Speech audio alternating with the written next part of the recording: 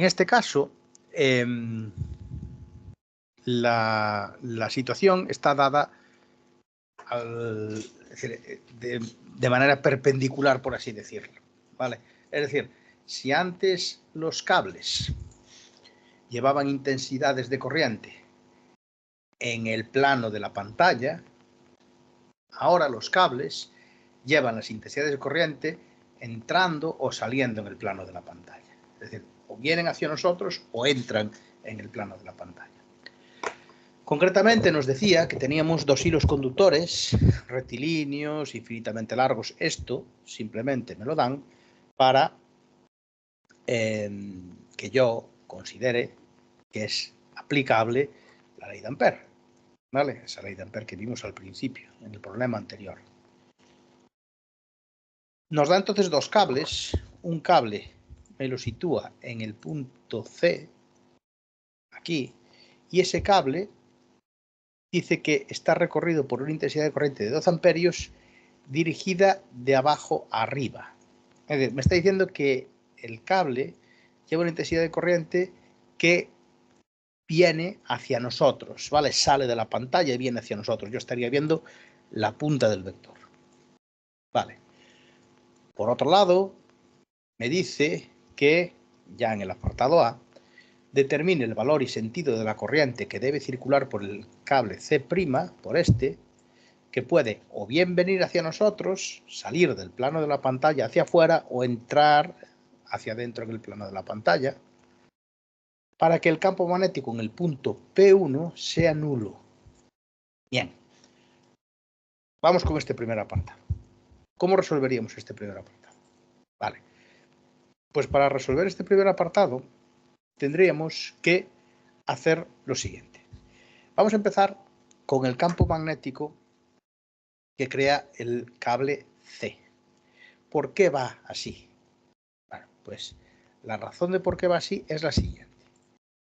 Si yo quiero pintar el campo magnético que crea el cable C, lo que tengo que hacer es dibujar una circunferencia que tenga como centro el cable, es decir, cuyo centro esté en el punto C y que pase por el punto P. ¿Vale? Es una cosa tal que así. ¿Vale? Aproximadamente, ¿eh?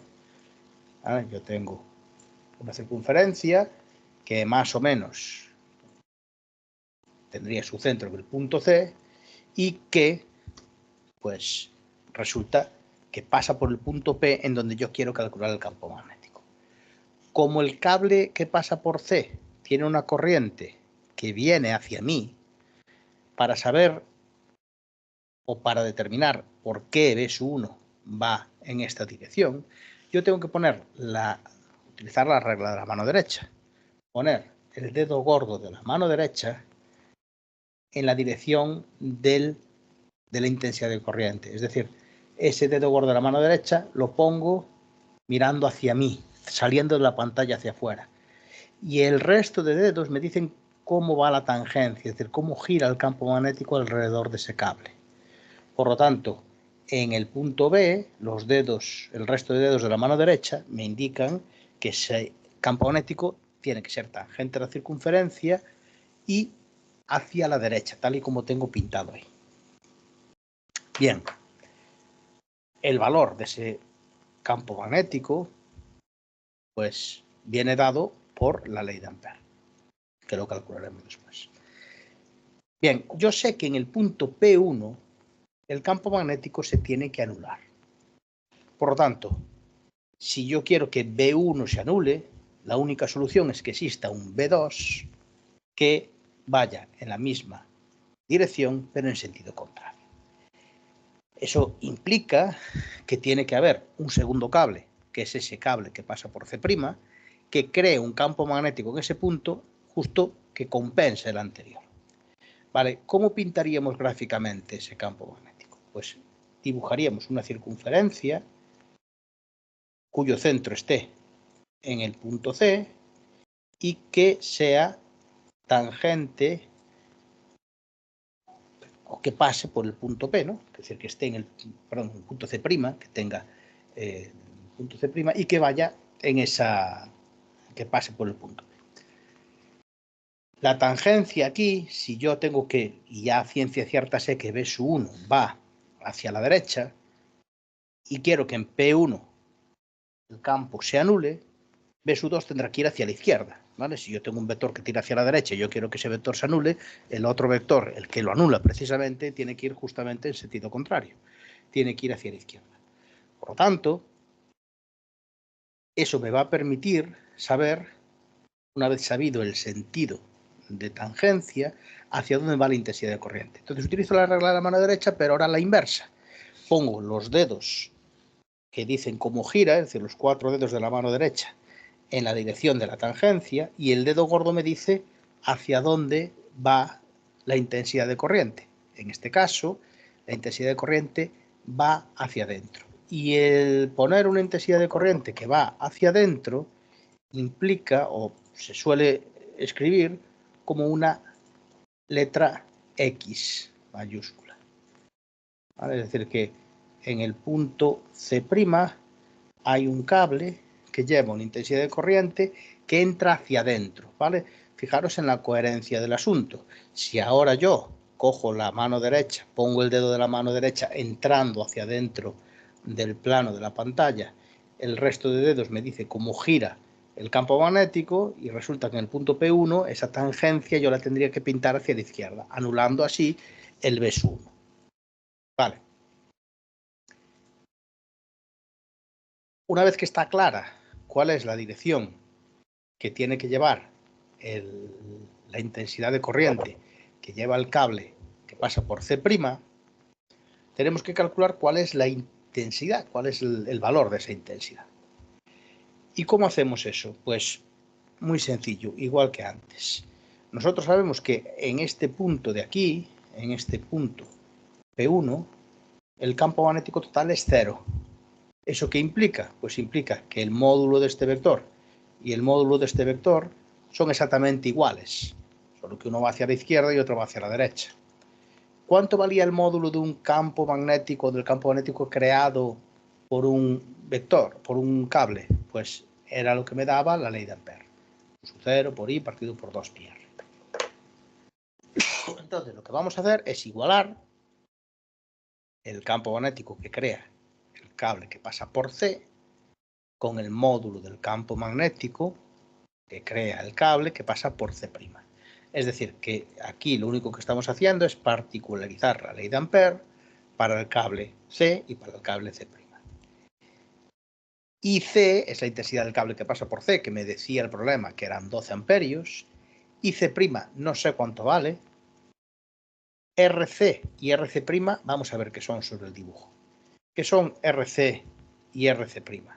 Pues RC y RC' son las distancias que hay desde el cable que está en C y el cable que está en C' hasta el punto en el que se encuentra o en el que yo estoy calculando el campo magnético. ¿Qué sería RC? Pues RC sería toda esta distancia, la que hay desde el cable C hasta el punto P1. ¿Y qué sería RC'?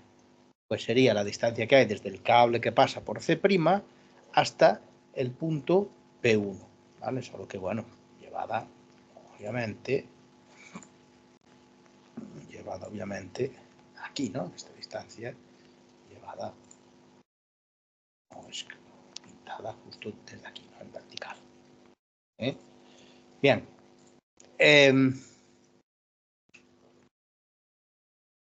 ¿Cuánto será entonces esto? Bueno, matemáticamente, ¿qué requiere esto? Bueno, pues requiere que mu sub 0 y 2pi, que son constantes que aparecen en ambos miembros de la ecuación, se puedan ir y me quede una ecuación muchísimo más simplificada, solamente dependiente de intensidades y distancias. La intensidad que pasa por C, que es lo que aparece en esta expresión de aquí, pues resulta que dijimos que era 12. Aquí lo tenemos. La distancia que hay del cable C al punto P1, pues ¿por qué tenemos aquí esta suma? Pues volvemos otra vez al dibujo. Desde C hasta aquí, hasta P1, ¿qué distancia hay? Pues fijaros, hay los 40 centímetros que hay de C a C', más los 20 centímetros que hay de C' a P1. Por eso aquí pongo 0,40 más 0,20.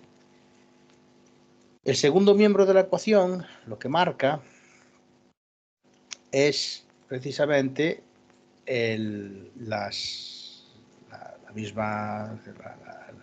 valor análogo, pero para el cable C'.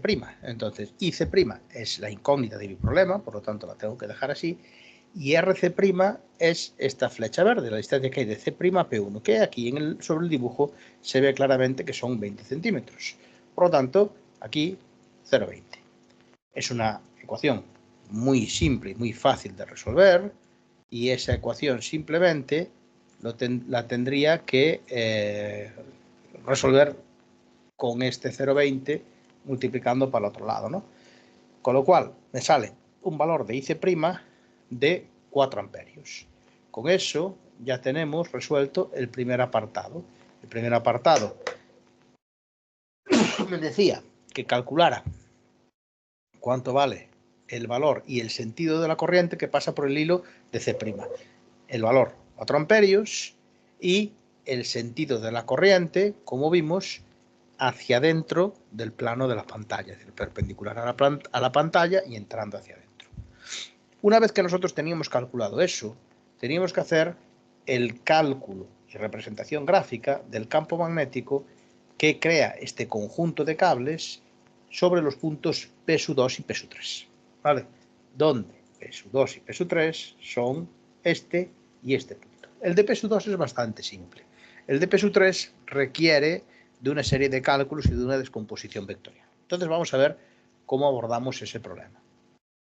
Vale, para hacer el campo magnético que crea ese conjunto de dos cables en el punto P2, en el que estaba arriba de todo, vamos a aplicar el principio de superposición, ¿vale? Le llamaremos P1 o B1 al campo magnético que crea el cable que pasa por C sobre el punto P2. Y para eso lo que vamos a hacer es trazar una circunferencia que tenga de centro C y que pase por el punto P2, ¿vale? Que sería una cosa así. Bien. ¿Cómo va B1 entonces? Pues sabemos que la dirección y sentido que le tengo que pintar a C1 es tangente a la circunferencia y ahora tangente hacia dónde, hacia la izquierda o hacia la derecha. Sabemos que el campo magnético que crea C viene hacia nosotros. Por lo tanto, pongo el dedo gordo de la mano derecha apuntando hacia nosotros, perpendicular a la pantalla y apuntando hacia nosotros, y el resto de dedos nos indica hacia dónde gira ese campo magnético. Es decir, que en el punto P2 tengo que pintar el campo magnético tangente a la circunferencia y hacia la izquierda. Bien, ¿cómo pinto el campo magnético que crea este cable C' en el punto B2? En el punto P2, bueno, pues tendría que trazar una circunferencia que tuviera como centro el cable C' y que fuese tangente a la... A ver que no me deja moverlo de aquí. Pero bueno, que fuese tangente, que pasase por el punto P2, ¿vale? Como el cable que pasa por C' tiene un campo o una intensidad de corriente que es hacia adentro, yo tengo que poner el dedo gordo de la mano derecha apuntando hacia adentro de la pantalla, perpendicular a la pantalla y apuntando hacia adentro, y el resto de dedos me indica cómo gira ese campo magnético. Entonces, dedo gordo de la mano derecha hacia adentro de la pantalla, el resto de dedos en el punto P2 resulta que apuntan hacia la derecha. Por lo tanto, D2 va hacia la derecha en el punto P2. Bien. Y entonces, numéricamente, ¿cómo resolvemos esto? B1 como son cables muy largos, que podemos considerar infinitos, y que por lo tanto son susceptibles de que se les aplique la ley de Ampère, calcularemos el módulo de los campos magnéticos con la expresión que me daba la ley de Ampère, ¿vale? Que es una expresión general que, como sabéis, es, y como dedujimos en el primer problema, es este de aquí. Entonces, mu sub 0 por la intensidad del cable que pasa por C, que el problema me decía que era 12 amperios, entre 2pi por R1, donde R1 es justamente la distancia que hay desde el cable hasta el punto, de aquí hasta aquí, 20 centímetros, y como tenemos que operar el sistema internacional, resulta que yo aquí le pongo 0,2 metros. Haciendo esa operación me da un resultado de 1,2 por 10 elevado a menos 5 teslas. Ahora resulta que yo tengo que poner o darle carácter vectorial. Entonces voy a utilizar los ejes X y Z ordinarios. Es decir, el eje X horizontal, positivo hacia la derecha, negativo hacia la izquierda, y el eje Y vertical, positivo hacia arriba, negativo hacia abajo. Tal y como acabo de decir, B sub 1 está apuntando hacia la izquierda. Por lo tanto, vectorialmente, tengo que asignarle el vector asociado al eje X en la dirección negativa de dicho eje, es decir, menos Y. Por eso, cuando yo le doy carácter vectorial a esto, lo que hago es escribo el mismo número y le asigno el vector menos Y, ¿vale? Que indica que ese vector apunta en la dirección negativa del eje X. ¿Cómo haríamos para el campo magnético que crea el segundo cable?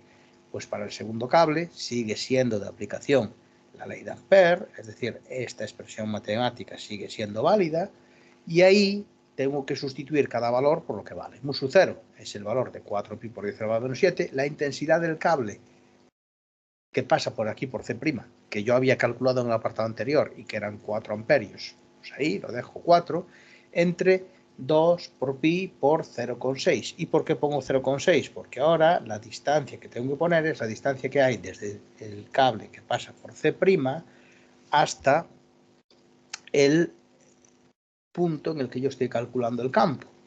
Es decir, que esa distancia sería esta distancia de aquí.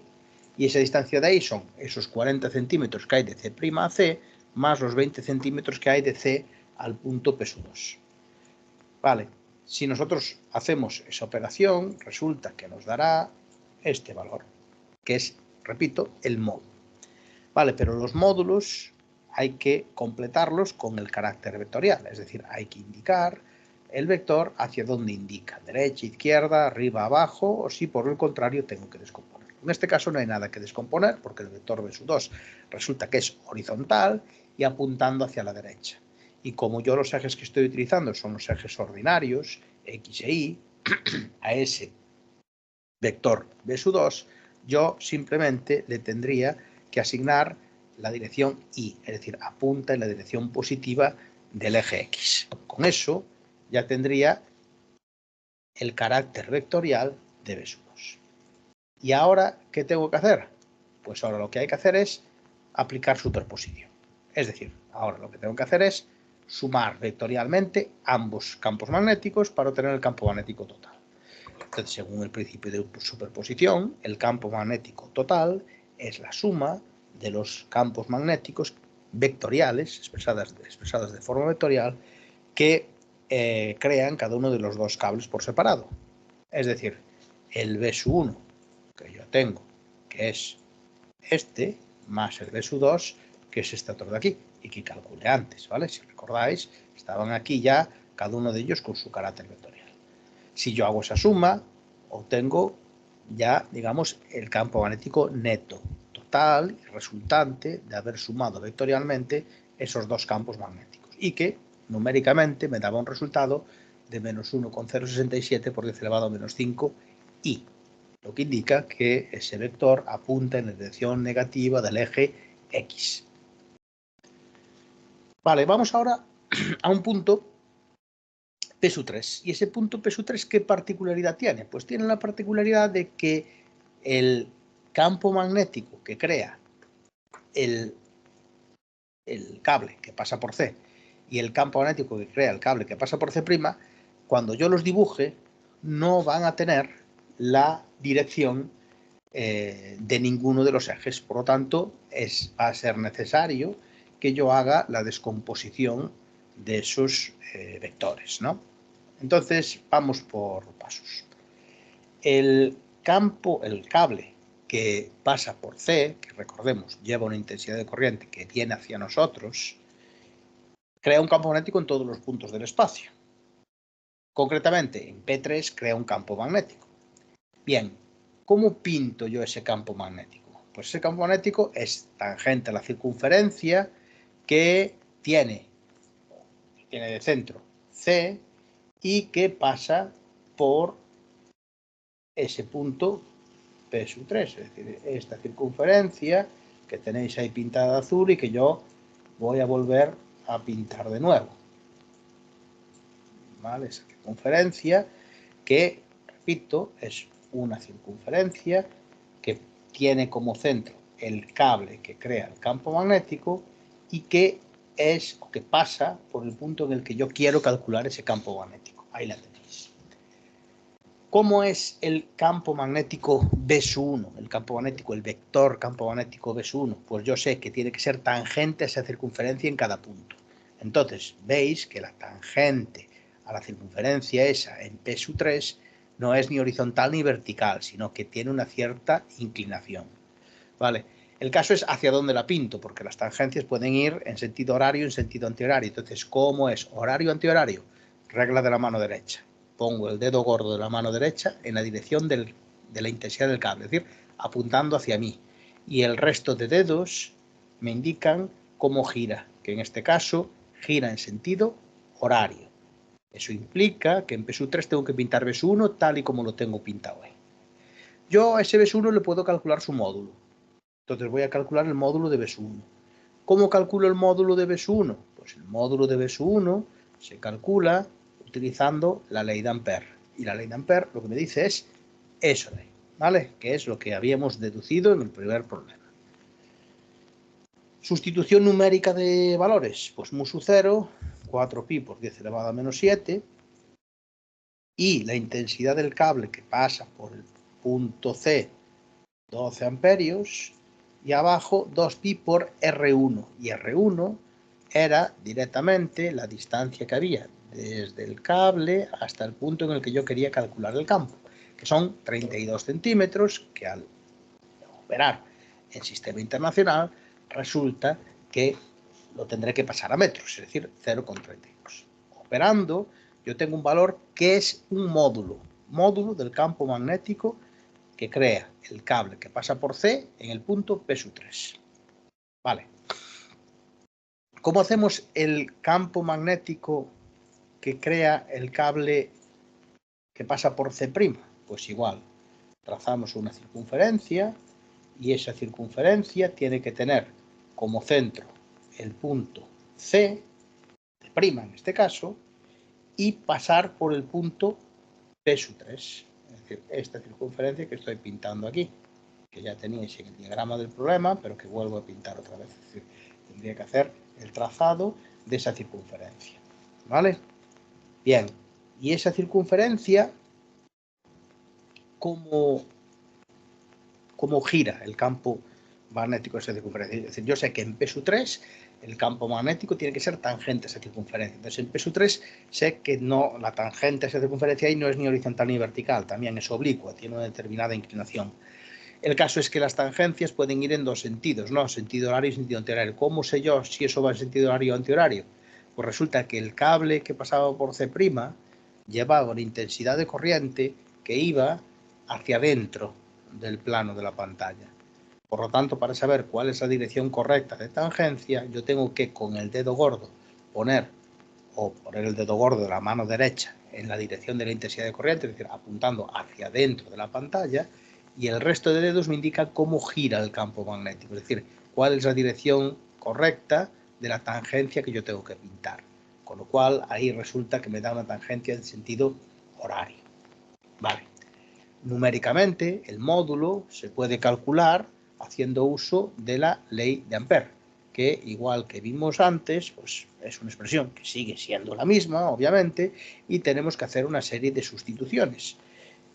Mu sub 0, que es un valor constante, la intensidad de corriente, que sé que son 4 centímetros, y abajo 2pi por r, donde r, repetimos, es el valor de la distancia que hay desde el cable hasta el punto en el que estamos calculando su campo magnético, ¿vale? Que el propio diagrama me decía que valía 24 centímetros. Vale. El valor del que nosotros tenemos ahora es un valor de módulos. Pero si nosotros queremos dar un carácter vectorial a un campo magnético, tenemos varias opciones. La primera es lo que pasaba en el apartado anterior, que era que los vectores me aparecieran horizontales o verticales, en cuyo caso era muy fácil, porque horizontal hacia la derecha y horizontal hacia la izquierda menos i, vertical hacia arriba j, vertical hacia abajo menos j. Pero ¿qué pasa si los vectores no llevan la dirección de los ejes exactamente? Pues que en ese caso tendremos que descomponerlos. Es decir, tenemos que hacer una descomposición utilizando las definiciones trigonométricas de seno y de coseno. Para yo descomponer un vector necesito dos cosas. Primero, unos ejes centrados en ese punto, ¿vale? Por eso aquí, si os fijáis, tengo unos ejes centrados en el punto P3, eje X, que sería el que yo pinto horizontal, y eje Y, que es el que yo pinto vertical. Bien, y además de tener unos ejes, necesito un ángulo. Vale, ¿cómo busco ángulos? Pues tenemos que recordar una propiedad que tenían los ángulos.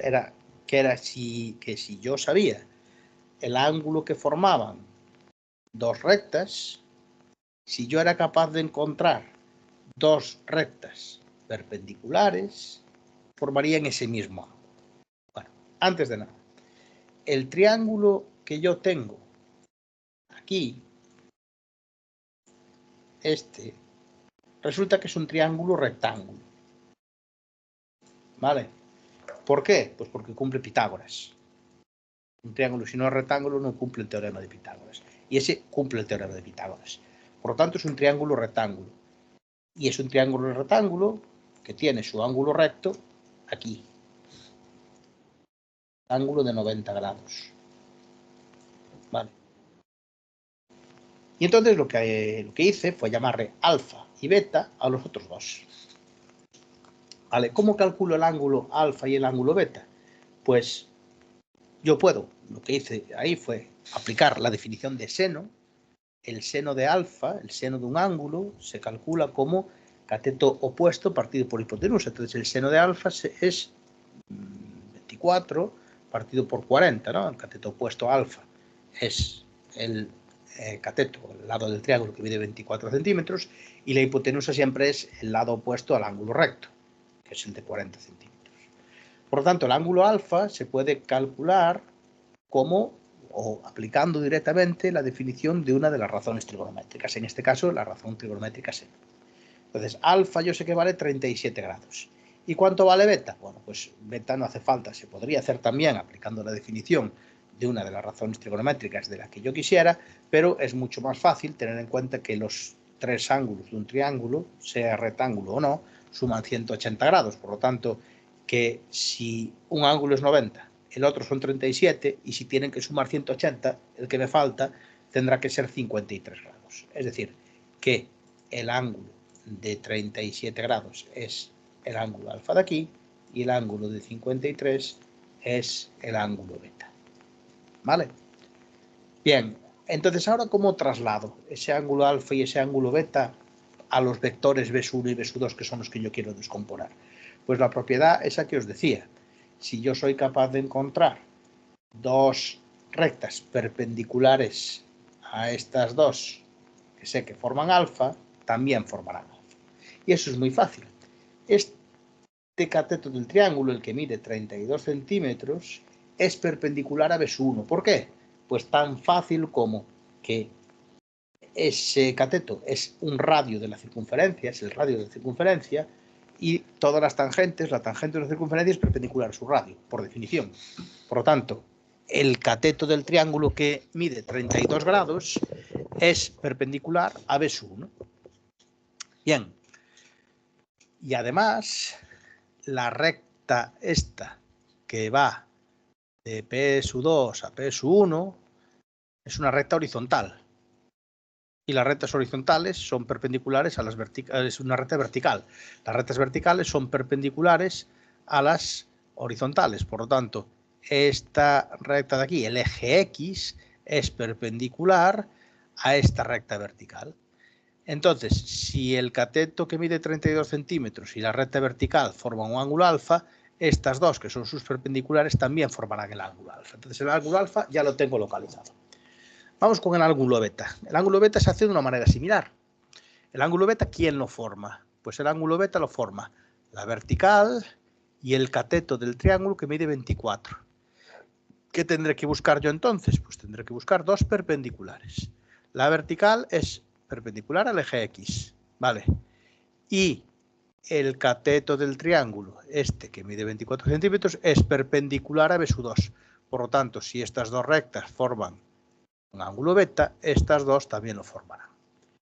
Y el hecho de que yo tenga el ángulo alfa y el ángulo beta localizados me permiten el descomponer esos vectores. Bien, vamos a descomponer B1. ¿Cómo sería la descomposición de B1?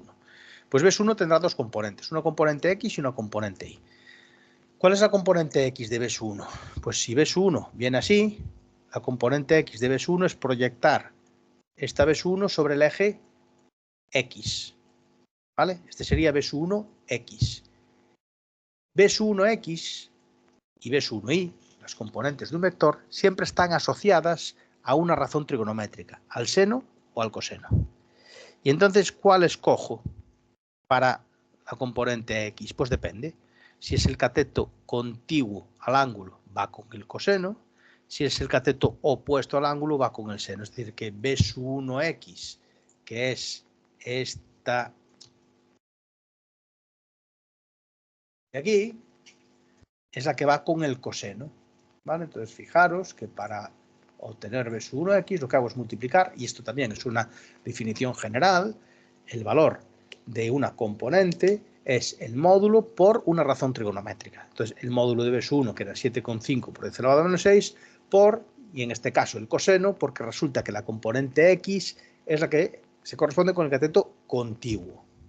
Bien, ¿cómo iría la componente Y? Pues la componente Y sería de la siguiente manera. Si este vector de aquí es 1, ¿vale? La componente Y será proyectar esto sobre el eje Y. Y resulta que esto coincide con el cateto contiguo de este triángulo. Entonces, si ves 1Y, que es esta flecha vertical que yo tengo aquí marcada, es el cateto opuesto al ángulo alfa, el valor de esa componente se calculará multiplicando el módulo de B1 por el seno. ¿Y por qué por el seno? Pues porque es el cateto opuesto a ese triángulo, ¿vale? ¿Qué es lo que tengo aquí? B1Y es el módulo de B1 por el seno del ángulo alfa que habíamos determinado anteriormente, que eran 37 grados. De esa manera, yo lo que obtengo son los valores de las componentes, B1X y B1Y. Pero esas componentes hay que asignarles un signo, ¿vale?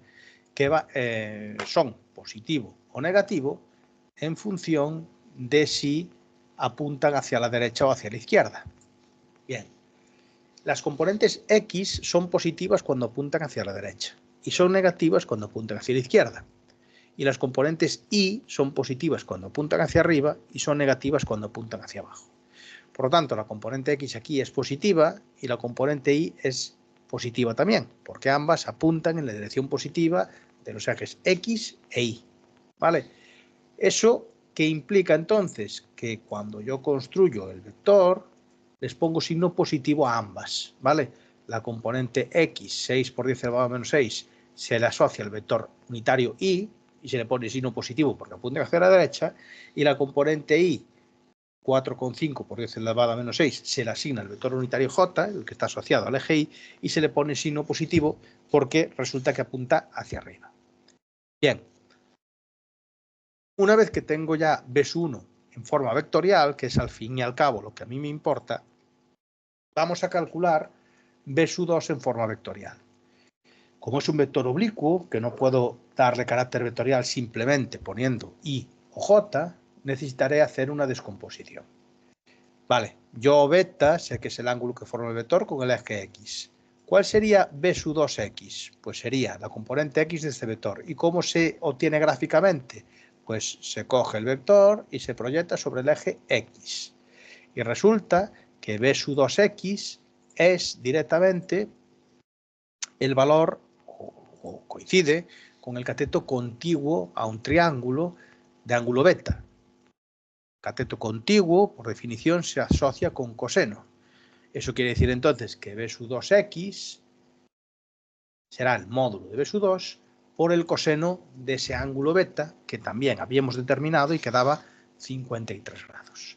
Y eso implica que la componente x tiene un valor numérico de 2 por 10 elevado a menos 6 teslas. Vale.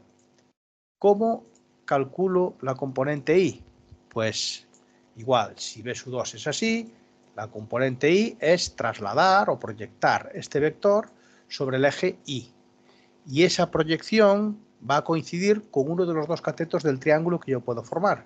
Concretamente, será el cateto opuesto a ese triángulo. Y como es el cateto opuesto a ese triángulo, yo tengo que asociarle una razón trigonométrica. ¿Cuál de las dos razones trigonométricas asigno? ¿Seno o coseno?